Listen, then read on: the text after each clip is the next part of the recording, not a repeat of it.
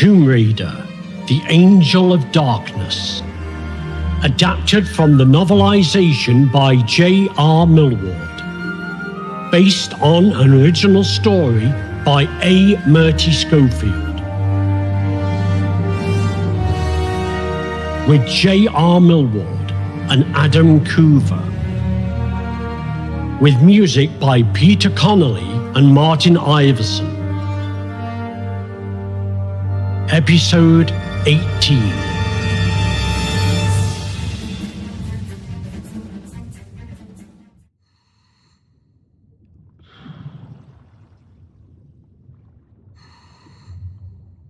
The Cabal had been here before me.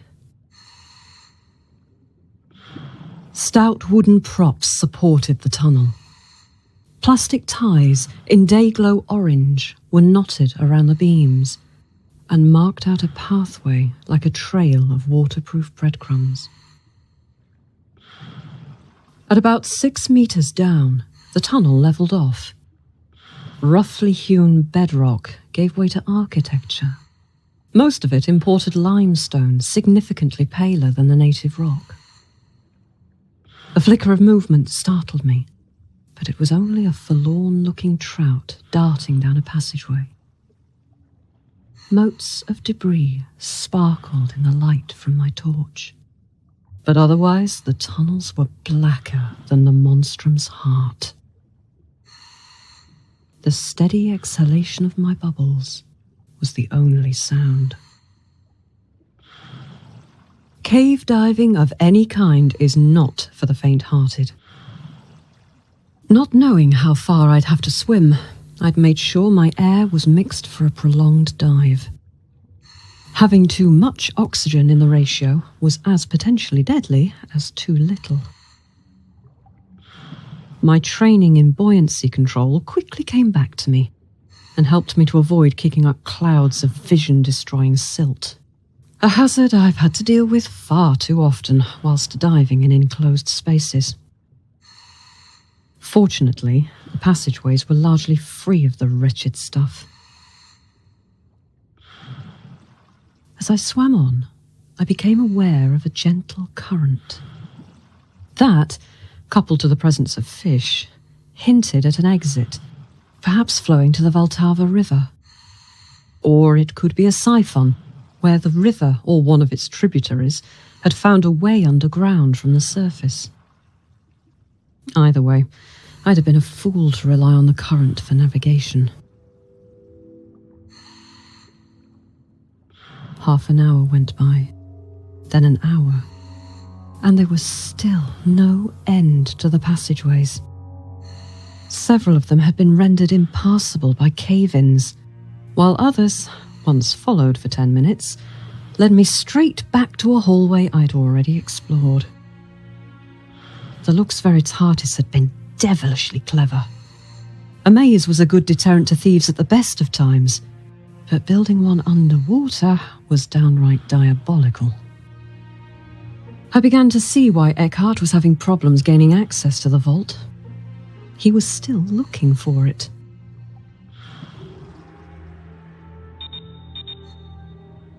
My tank's air supply dipped to 2/3, then a half. Any diver with an ounce of sense would have turned back at that point. By rights, I had reached the safe limits of my exploration. My teeth left marks in the mouthpiece where I chewed down. For all I knew, the vault was just around the next corner. It seemed criminal to give up now. But if I wanted to live long enough to make another attempt, there was no choice. I kicked to turn around, swallowing impotent rage, when movement caught my eye. Bubbles glittered in the torchlight, like a million pearls as I breathed out. They pinwheeled and floated away, not towards the ceiling, but in the direction I'd just come from. Curious, I followed with lazy sweeps of my flippers. Each time I exhaled, a new cloud of silvery beads would drift off down the passageway, drawn by a current too faint for me to have otherwise detected. About 5 meters along the tunnel, the bubbles took an abrupt left turn. My excitement swiftly mounted as I watched them scurry through the wall, disappearing through the cracks between each carved stone. I brushed a hand across the wall, dislodging flakes of crumbling mortar. These passageways were old. They were also, as it turned out, quite easy to break through given a few good kicks. I wriggled through the newly created opening, taking care not to snag my equipment. Clouds of stirred-up debris faded swiftly. A wall of darkness engulfed my vision in every direction, too vast for my punny torch to penetrate more than a few meters. Warily, I circled the chamber's perimeter and discovered several things in quick succession. Firstly, that the room I'd entered had been crafted by master sculptors of the kind rarely seen outside of a museum. Second, I'd found the key to opening the vault. And thirdly, that placing life-size statues of fully armoured Lux Veritatis knights, where a torch-wielding archaeologist might chance upon them in the dark, is guaranteed to make said archaeologist swear and nearly drop her mouthpiece in shock.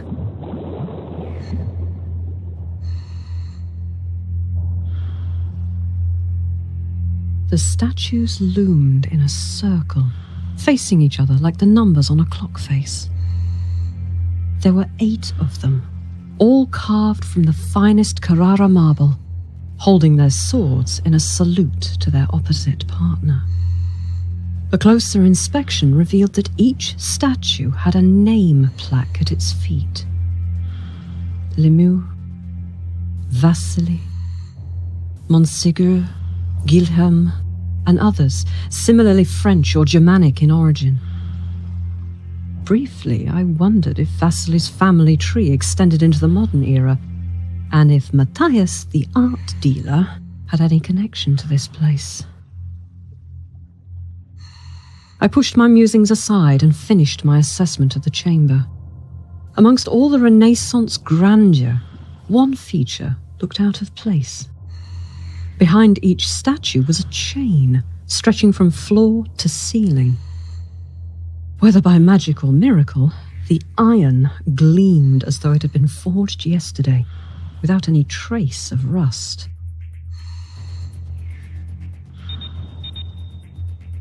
My time was running out depressingly fast. Each knight is standing in his own channel. The statues were designed to slide back and forth from the circle's center point. The chains are the interface, clearly, but you still need to know which knights to move, the order to move them, which ones to leave alone. There! The torch's narrow beam had fallen onto the chamber's far wall, where a scene was wrought in bas relief. 2 knights stood partnered in a classic en-garde position, their swords raised and crossed at the tips. The knight on the left was crowned with a large Roman numeral L, whilst his partner was named V. There was an inscription between them, and the letters had been overlaid in shining gold. Fratribus collates innua patent. The brothers reunited see the gates thrown open. My air alarm beeped. 5 minutes. I tried not to panic as I swam another slow circuit of the statues. L and V? Was it a reference to the Lux Veritatis, or to the knights themselves? only 2 of the knights had names beginning with either L or V. More in the hope than the expectation, I dove at Limu's chain and hauled down with all my strength.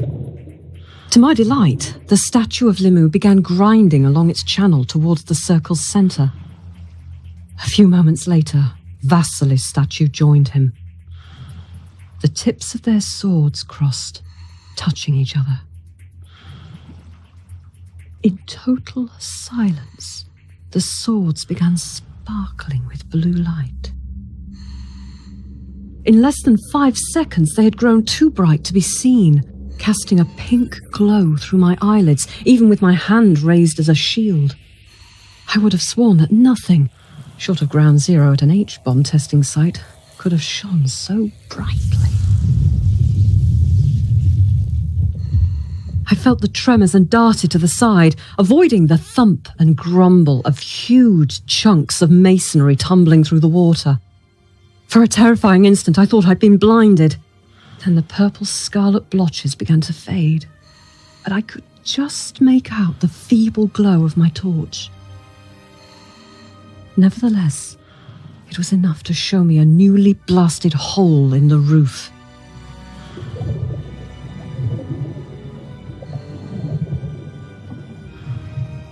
With 19 seconds of air remaining, I broke the water's surface. Relief vied with joy as I pulled off my mouthpiece and goggles. My torch spluttered and died, as though realizing that its task was over. But in no time I had hauled myself out onto dry land and snapped a couple of emergency flares to keep me going. By their one yellow light, I stripped out of the wetsuit and pulled on my normal clothes. I wolfed down a couple of high-energy bars. Swimming always leaves me famished, whilst taking a quick stock of my gear and supplies. It felt good to have weapons holstered at my side again. Before I moved on, I refilled my water bottle from the vault, tossing in a couple of purification tablets for good measure. I tried not to dwell on the fact that, unless there was another way out, I was now trapped in the vault. One problem at a time. There's still a painting to find first. Atta girl. You might try heading for that light over there. What light? Wait, how can you see anything? It's pitch black in here. Because I devote more energy to examining the minutiae of your sensory data than you do. While you're busy wondering if Kurtis has found the 3rd shard yet, I'm triple-checking what your senses are trying to tell you. There's a lot more information around than you normally take time to analyze. I'm not thinking about Kurtis. Why are you bothering to hide it? Really, Lara? This is getting tiresome. Fine. I hope he's all right. There's little point in me finding the last painting if he can't get hold of the shard to destroy it. And I just hope he's all right. There was indeed a light coming from ahead, but in the stifling darkness, I relied more on the flares to guide my way. The cavern floor was uneven and rocky, with treacherous potholes lurking in every dip and shadow. A misstep would mean a twisted ankle at best, and a fall into a bottomless chasm at worst. The air smelt faintly sulphurous, like old parchment. A few steps later, as I rounded a corner in the cavern, I discovered why.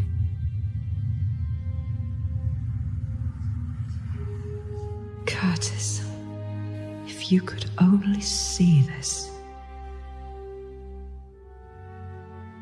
In wonderment, my steps led me through the arched doorway.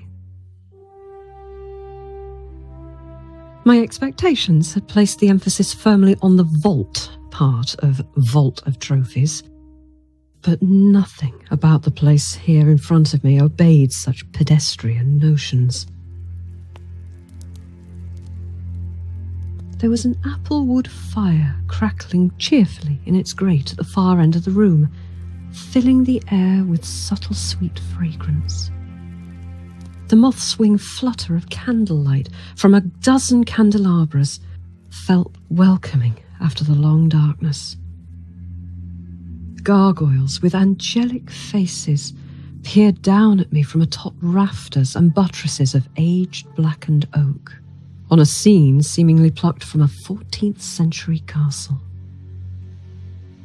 Books were everywhere, arranged on mahogany shelves that reached almost to the ceiling, from grand tomes bound in flaking scarlet or green leather to tiny volumes wrapped in layers of Chinese silk.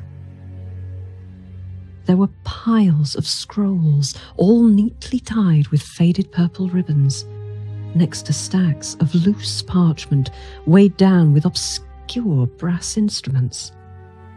The dust-dry, papery smell sent tingles down my spine, making me itch to explore the secrets they contained. But the vault wasn't just a repository of knowledge.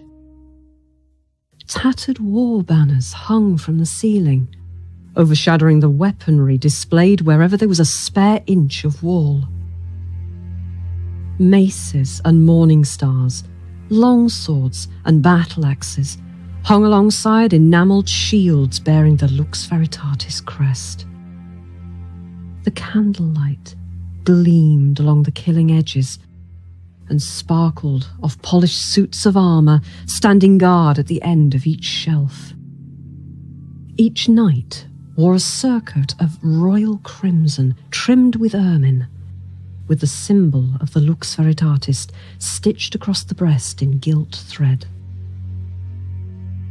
Their gauntleted hands were crossed across the pommels of long swords of flambard design, each one a work of the blacksmith's art.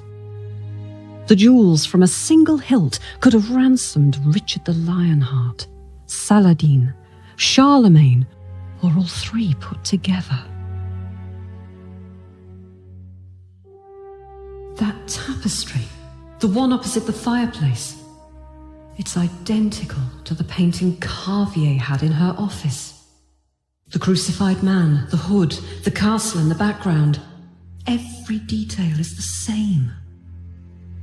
Carvier was good at her job. Why else would the great Werner von Croy ask her for help in researching the Obscura paintings? He always chose the best of everything. Now, let's wrap up this mission and find the last painting. I know it's cozy in here, but Kurtis is probably getting bored waiting for us. The last feature of note in the room awaited my inspection. An oak table, long enough to seat 8 fully armoured knights. I tiptoed closer, peering around the single high-backed chair, and drew back hastily at the sight of its occupant. The man had been dead a long time. Only his bones remained, the jaw hanging slackly and head turned aside, as though he had just nodded off to sleep one night and never awakened. The remains of velvet robes, heavily embroidered, clung to his withered frame, and a golden crucifix peeped from around his neck. Cautiously, I rummaged through the objects laid out before him.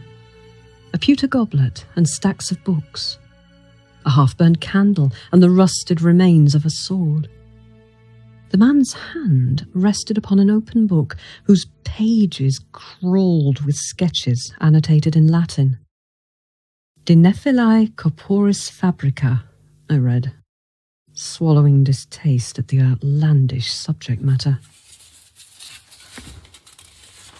It looks like he died in the middle of his studies. Now there's an artist who enjoyed mixing work and pleasure. What do you think he was? An opium addict or just plain crazy? I'm hoping it's the former. Those Things aren't creatures I want to encounter in real life. Indeed, they are rather... Stop! Go back. The pages are raised slightly in the middle, can't you see? She was right. My eyes couldn't tell, but my fingers could. Beneath the layers of crackling, tissue-thin parchment was an object, hard and unyielding. My heart thumped faster as I drew out my knife and used the tip to slide the pages apart. There, under the layers of ancient camouflage, nestled in a custom-cut recess like a priceless jewel, lay the fifth and final Obscura painting. My hands were shaking. It would have taken thieves days to go through this room, never knowing that what they sought lay right under their noses. The skeleton's eye sockets flickered in the firelight, as though the man were winking at me from across the centuries. With great care, I levered the painting out and blew to remove the dust. The scene had been painted in oils, with the figure of death leaning over the shoulder of an unsuspecting blonde man clad in scarlet. Like its companion from the Louvre, it was painted on a thick wooden base with an ornately carved frame and fitted easily into my palm. I felt a pang of empathy for poor Boromir. It was indeed a strange fate that so much could depend on so small a thing. Congratulations, it's ours. Now, a small matter of escaping this place? I'm open to ideas. Well, how long can you hold your breath? I paced over and leaned against the fireplace, staring into the flames. The homely crackling would have been soothing under any other circumstances. Well, we did find the painting. Let's not be too downhearted. Maggie, unless you know a way of turning that painting into an aqualung, it's not going to do us much good. Come on, Lara. You've got yourself out of impossible situations before. To be sure. It's good to hear you haven't forgotten that fact. So, now that you've finished moping, you can pay attention to the fireplace. What? Fireplace? What about it? It's lit, yes, but so are the candles. Maggie, this always happens to us. You already know my theory about lighting fixtures inside previously undiscovered tombs. I've explained it in some detail. Then, have you also noticed that there are no logs on the fire? I drew back. The flames danced in thin air, with nothing physically in the grate for them to feed from.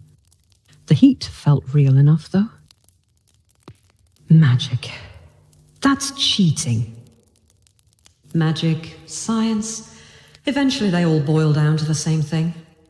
We've already seen that the Lux Veritatis have some supernatural knowledge, in so much as they employ reanimation curses. Crafting everlasting flames can't be much harder than that. And speaking of guardians, I'm a little surprised our friend at the table hasn't woken up for a chat. Just a minute. There's something here I can't make out. Can you see anything?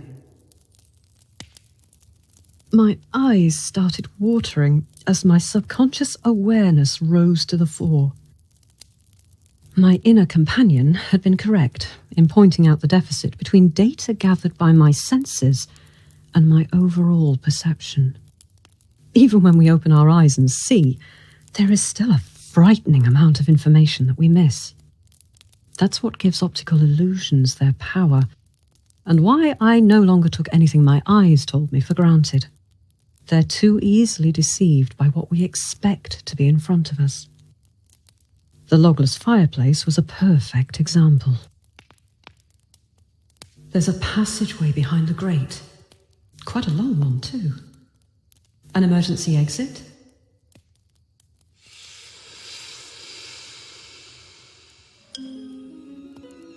In an instant, I turned, guns drawn. A whisper, like the hiss of escaping steam, came from the skeletal scholar. Its fingers clenched, scratching at the place where the painting had once lain, and its fleshless skull turned in my direction. Movement in the corner of my eye resolved itself as the suits of armour lifted their swords, gleaming blood-red in the firelight. Eyeless helms focused on me from every corner of the room. Like men rousing themselves after a long sleep, the vault's armoured guardians stepped down from their racks and advanced. Oh, sorry about that. Me and my big mouth, huh? Not now. If you can't help me out, then keep quiet. I sighted on a pair of gauntleted kneecaps, my heart rate rising. The bullets tore through the steel plate with bursts like thunder, but did not slow his progress. His cohorts circled towards me, flanking me with glittering steel. I leapt onto the table as a guardian swung his greatsword, the blade singing as it just missed my belly. I kicked and sent his helmet flying into the nearest wall with a ringing clang. With a dancer's sure-footedness, I tap-danced down the table, avoiding the scholar's grasping claws. Another sword scythed towards my legs, and empty helmets glared as their owners crowded in to finish me off. I holstered my guns, knowing they were useless, and took a standing leap onto the nearest bookcase. Dust and paper slithered and slid as I hauled myself to the top and made a grab at one of the display halberds. It was heavier than I'd expected. 6 feet of mature oak, topped with a hooked steel axe used for dragging hapless men from battlements and slicing them open from groin to jaw. Twisting under my load, I dropped awkwardly to the ground, but kept my footing. Come on, just try it. There was no need to worry about technique. The blade decapitated 2 guardians and toppled 3 more just on its first swing. Another sent a whole suit of gilded armour crashing into the far wall, as noisy as a crate of horseshoes being hit by a train. I levelled my weapon, panting in triumph. Armour lay where it had fallen, transformed from animated automata to scattered museum pieces. I felt myself grin, fierce in victory. Until I heard that dry hiss once more.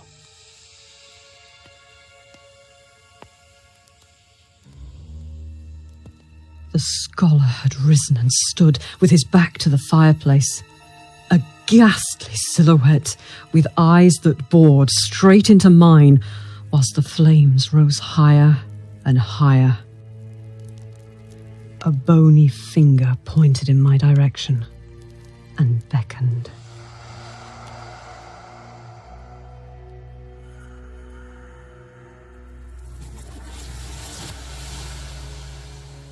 From every corner of the room, pieces of armour skittered and rolled.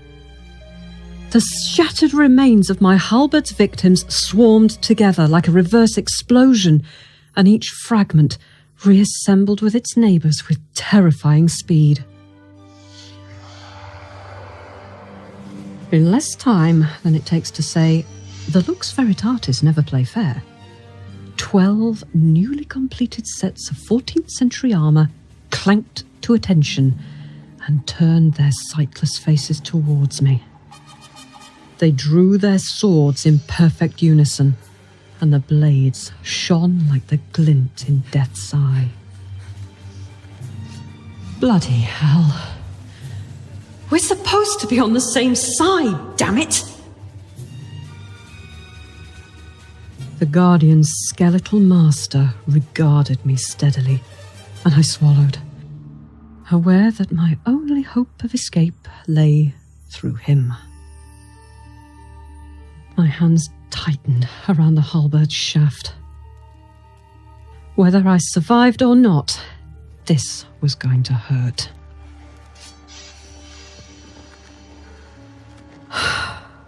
Buggeration.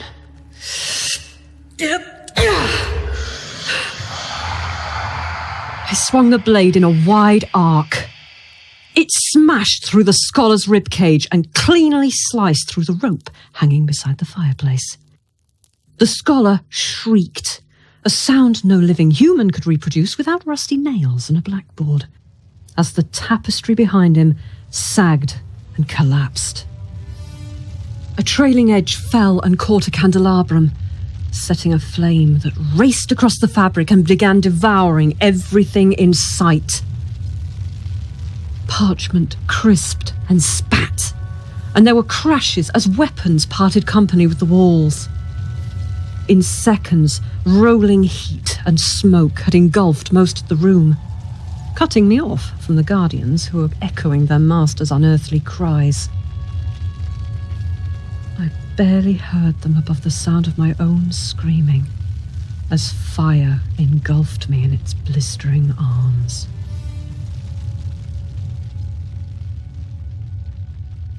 I timed my leap carefully, breaking into a forward roll just in front of the grate. The flames swept over me, lashing whips of heat. Before the pain even registered, I was falling clear on the other side and not letting my momentum fail even for an instant. Tears were pouring down my cheeks, but I did not cry out. I was too busy gritting my teeth and rolling to extinguish the flames licking through my clothing. The stink of scorched hair filled my nostrils as I trailed wisps of smoke. Furiously, I struck off from the ruin of the fireplace, heading deeper into the darkness. From behind me came anguished howls and hissing, and a flash of metal whizzed past my elbow. This time I really did scream. Beyond the wash of hot blood and pain, I felt Maggie rise and force my legs to keep me moving. My heart pounded so hard I thought my chest would burst. At last I rounded a corner. The firelight was cut off, leaving me in darkness so complete it made no difference whether my eyes were open or closed. After another minute of crawling, I judged that whatever was behind me had given up the chase. There was no sound other than my own ragged breathing. By the light of a flare, my third from last, I checked my injuries. Blood shone blackly in the greenish chemical glow, but the scratch wasn't as bad as I'd feared. Most of the pain came from where a hand-sized throwing axe had torn away the bandage, covering Topiary Man's earlier handiwork. I had blisters on my upper arms and thighs. The rest of me had been tucked out of harm's way when I dived through the fire. Burns are horrible injuries. Even small ones hurt out of all proportion. The best I could do in my present circumstances was to slather antiseptic cream onto the worst patches of skin. It smarted worse than rubbing lemon juice onto a paper cut, but I bit my tongue and kept at it until the tube was empty. My dwindling first aid supplies yielded up a single bandage, which I wrapped around the gash on my arm, tying the knot with my teeth. My head throbbed, although I couldn't remember hitting it. I was exhausted. My 3 days on the run without decent sleep were starting to make themselves felt after all the excitement.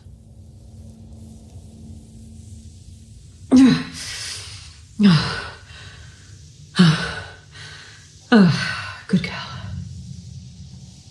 Don't you dare fall asleep on me. Come on. I can hear water close by. Maybe it's a way out. Wasn't going to sleep. You will let me know if I start showing signs of concussion, won't you? Absolutely.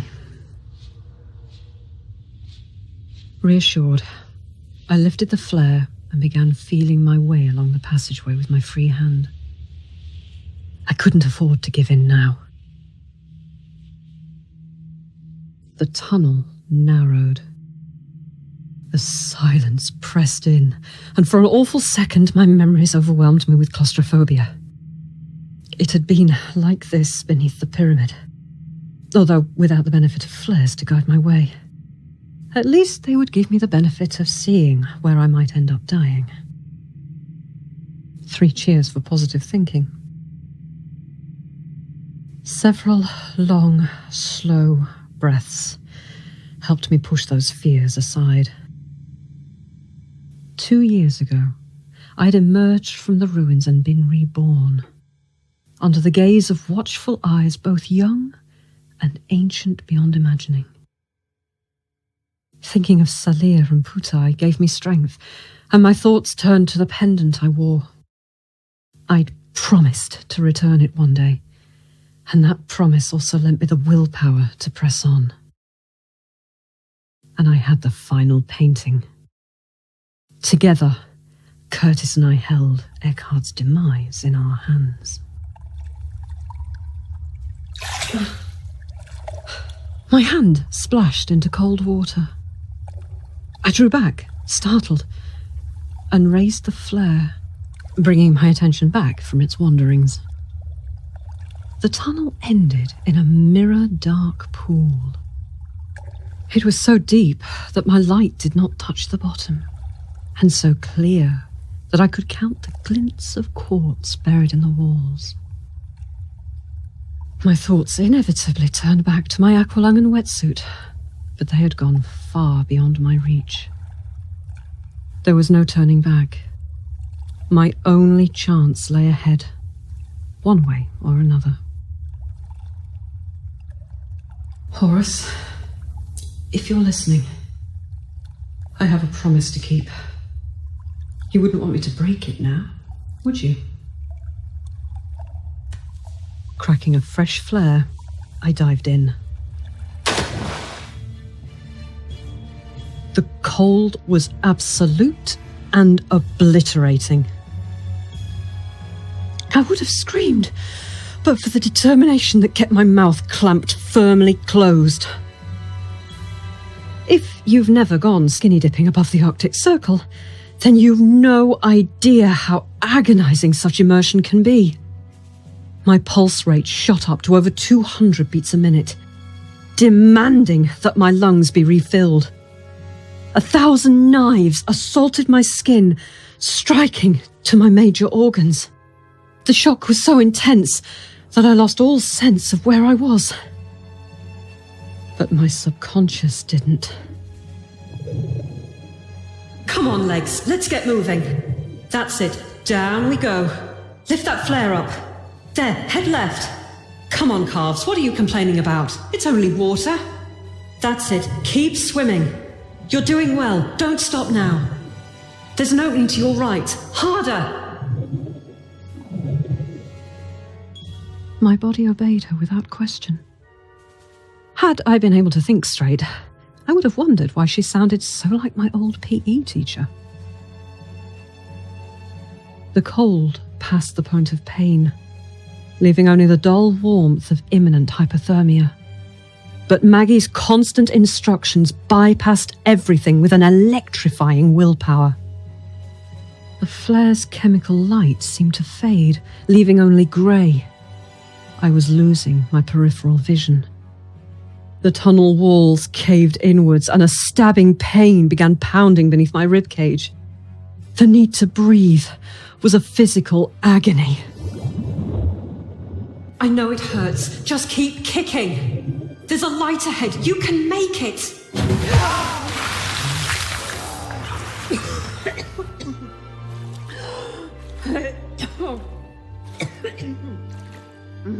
For a few seconds, I was too disorientated to understand. But then I realized that my head had broken the surface and I was breathing beautiful, rich breaths that reached right down to my toes. My limbs were so heavy, I was content to just let myself float.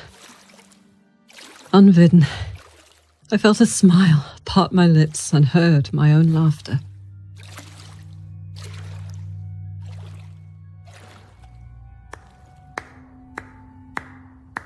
Congratulations, Miss Croft. You are positively Amazonian. That vault has defeated us for months.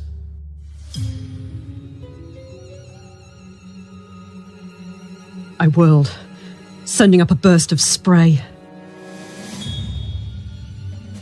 Eckhart stood, sneering down at me from a metal gantry.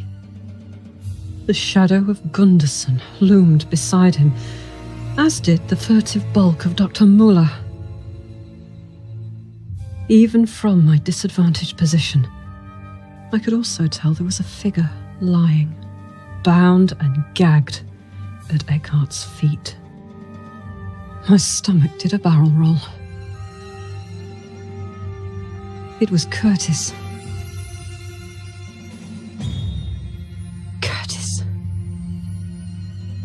For the second time in 5 minutes, I felt my grip on reality slipping. But the reason wasn't lack of oxygen. It was fury. For a dizzying instant, I wanted to fly up and wrap my hands around Eckhart's scrawny throat. Nothing else would have satisfied me except to choke the life from him, to wipe that sadistic leer from his face and see the fire die from his eyes. Eckhart seemed to sense my feelings. For the first time, I met his gaze directly and felt sickened to my bones. Even his smoked glasses could not hide the madness in those eyes. Here was a creature so old and so saturated with its own perversity that all else that the human man, Pieter Van Eckhardt, had once exemplified had been consumed. All that remained was a rotting husk, barely able to contain the corruption bloating his spirit from within. The fact that this creature still walked and talked like a human being was pure coincidence. Very impressive. At his signal, Gunderson adjusted a control panel and a chamber filled with the whir of machinery. The water began draining away, and a wire mesh floor rose under my feet. Realization struck me. I must have escaped through a side tunnel that linked to more of Eckhart's excavations. The lifting mechanism slowed as the mesh became one with the rest of the floor. I quickly assessed my surroundings. The chamber was easily wide enough to have parked several double-decker buses abreast, and so tall that 2 or 3 could have been stacked on top of each other before they reached the ceiling. Ranks of heavy tunneling machinery occupied padlocked niches on the far side of the room. The balcony occupied by Eckhart's little gang provided a commanding view of proceedings, but the steel ladders that would have provided access were retracted a good 12 feet off the ground. I felt like a mouse trapped in a bucket, with hungry cats peering in over the sides. The key was to show no fear. Despite my near drowning, I could not let my captors see any weakness. My footsteps rang out as I strode over to them, and I slid my hand down, surreptitiously checking my gun. "What do you want, Eckhart?" In answer, he reached down and caressed Kurtis's cheek, one glance stopping my own hand in its tracks. The message was clear, and I felt my heart thudding. For the first time, Kurtis stirred. I couldn't see his face, but he obviously recognized Eckhart. I heard his breathing change to a snarl as he fought the gag, whilst Eckhart turned him this way and that, like a museum specimen.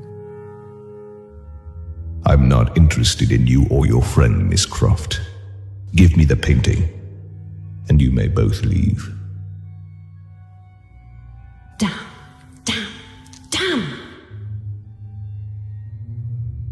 I bit my tongue hard enough to draw blood. My guns had never felt so tempting. Had I been alone, I wouldn't have hesitated. Whatever else Eckhart was, he wasn't stupid. Far from it, in fact. He knew, and I didn't know how he knew, that I only had one lever at that precise moment, and he wasn't hesitating to pull it. Kurtis had tilted himself up to look at me, his eyes feverish with defiance. It was the worst cliché in all villaindom, to hold the hero or heroine's heart to ransom. But it had become a cliché precisely because 9 times out of 10, it worked. I'd vowed never to get involved with this level of scum, but convention and Eckhart's love of cruelty had other ideas. Damn him! What choice do I have? I spat and, unzipping my pack, threw the painting with all my strength. Eckhart caught it one-handed, without even looking. Gunderson, release Boaz. The man stepped aside for his master and then calmly put his boot under Kurtis's flank. I rushed forward and managed to help break his fall, and 2 seconds with my knife cut through his ropes and gag. His face was livid. Damn it, Croft! Why didn't you just shoot him?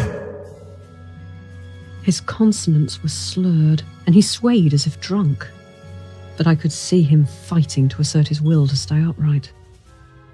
His right eye squinted through swollen, bruised flesh, and there were ugly red wheals around his neck and wrists. Drugged and beaten, I thought, grinding my teeth. He held up a warning hand as I stepped closer, but the gesture held more reassurance than hostility. I noticed Kurtis's own pistol was missing, but he calmly withdrew the metallic disc from beneath his shirt. You're welcome. Not you, Muller. You useless piece of dross. You failed me too. I heard the scientist pleading, babbling about loyalty.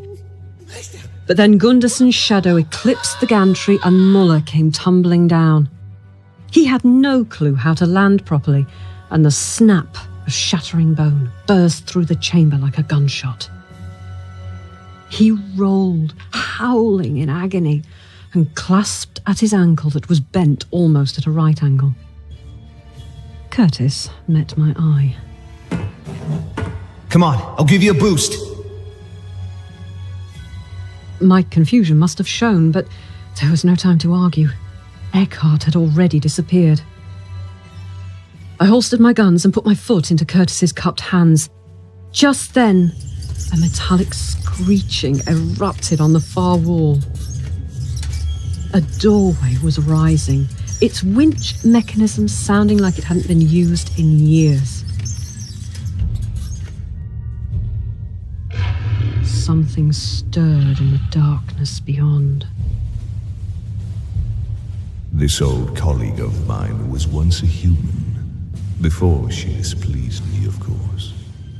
It seems that close acquaintanceship with Muller's specimen creates some interesting effects. Study her well. The shadows came together, forming a solid mass more than twice the height of a man. I had the impression of too many legs on a vast, bloated body. with the knees arching high above its abdomen like a giant, corpulent spider. The last time I'd seen Bowers, she had been halfway down the gullet of a cross between a mutant lamprey eel and a subway train. If that was what Eckhart meant by close acquaintance, then I was determined to keep as far away as possible. On ponderous steps, the thing advanced, click-clacking its mandibles. I felt Kurtis stiffen, and we both backed off several meters. I gulped, my guns suddenly seeming punny and infantile. Kurtis traded me a look, and without needing to be told twice, I braced against his shoulders.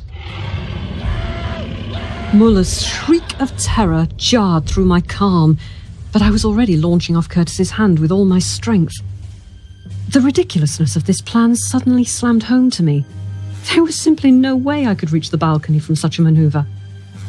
But no sooner had the thought occurred to me when I felt a force like a giant hand scoop me up and carry my momentum 8 meters straight up. In shock, I managed to grab the railings and scramble to safety, wincing from fresh bruises. Behind me, Kurtis lowered his hand and winked. Wow. Kurtis, come on! Here, take these. You'll need them. Infuriatingly, he calmly pulled the 2 periapt shards from his pocket and tossed them up to me. For a moment, I was speechless. Then Muller's screams jolted me back. The beast had reached him and had pinned him down under one enormous claw. The wounded scientist's shrieking grew more frantic, becoming drowned out by even more horrific noises, and I turned away, my stomach rebelling. Kurtis, however, stood as though carved from granite. He looked so small and vulnerable, still with blood trickling down his cheek. But his face betrayed no hint of fear. These things are your speciality, Kurtis. Get your ass up here. I can't self-jump. Don't worry about me and Ugly. Go on, Croft. You're wasting time. I'll catch you up. You'd better. For a moment, I contemplated throwing down the Viper. But the last thing I wanted was to face Eckhart with just my pistols. Besides, Kurtis may have seemed defenseless, but with that disc on his side, he was probably better equipped than I was. I drew my guns and raced down the gantry to the exit. My quarry couldn't have gotten far.